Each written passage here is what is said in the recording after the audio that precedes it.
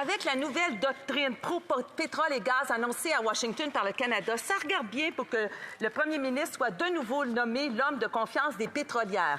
Oui, comme en mars 2017, quand les pétrolières avaient convié le premier ministre au Texas pour lui remettre le prestigieux prix du leadership mondial en matière d'énergie. Shell, BP, ExxonMobil, toutes les pétrolières étaient pâmées. C'était leur homme.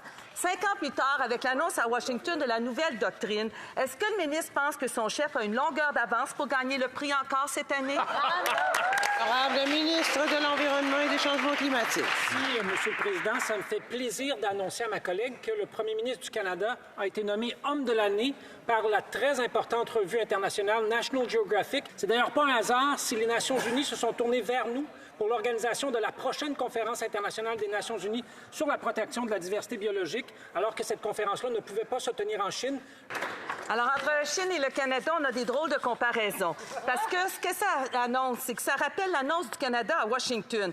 Mais on a vu le premier ministre se faire décerner le prix par les pétrolières. On a vu Équiterre et le Sierra Club poursuivre le ministre de l'Environnement pour avoir approuvé Baie du Nord. On a vu la vice-première ministre annoncer devant le monde entier que le Canada allait accélérer les projets de pétrole et de gaz, quitte à perdre du capital politique.